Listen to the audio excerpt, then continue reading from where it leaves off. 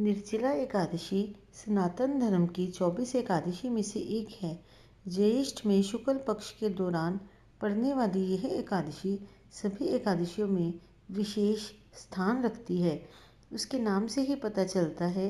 निर्जला एकादशी का उपवास निर्जल यानी कि बिना जल के रखा जाता है।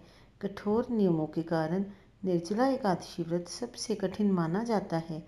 इस एकादशी को आध्यात्मिक ग्रंथों में भीमसेन एकादशी का नाम भी दिया गया है। ऐसा माना जाता है कि इस दिन व्रत रखने से पापों से मुक्ति मिलती है और सुख समृद्धि का आशीर्वाद भी मिलता है। एक बार पांडुपुत्र भीमसेन ने श्री वेद व्यास जी से पूछा, हे परम पूज्य विद्वान पितामह, मेरे परिवार के सभी लोग एकादशी व्रत करते हैं और मुझे भी करने के लिए कहते हैं, किंतु मुझसे भूखा नहीं रहा जाता। आप कृपा करके मुझे बताएं कि उपवास किए बिना एकादशी का फल कैसे मिल सकता है।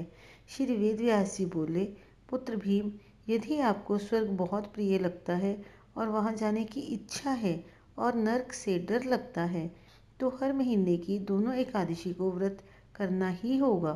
भीमसेन ने जब ये कहा कि ये उनसे नहीं हो पाएगा, तो श्री वेद व्यास जी बोले, ज्येष्ठ महीने के शुक्ल पक्ष की एकादशी को व्रत करना, उसे निर्जला कहते हैं। उस दिन अन्न तो क्या, पानी भी नहीं पीना।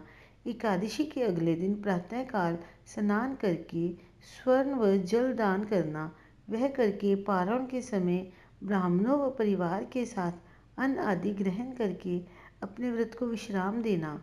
जो एकादशी तिथि के सूर्योदय से द्वादशी तिथि के सूर्योदय तक बिना पानी पिए रहता है तथा पूरी विधि से निर्जला व्रत का पालन करता है, उसे साल में जितनी एकादशियाँ आती हैं, उन सब एकादशियों का फल इस एक एकादशी का व्रत करने से सहज ही मिल जाता है।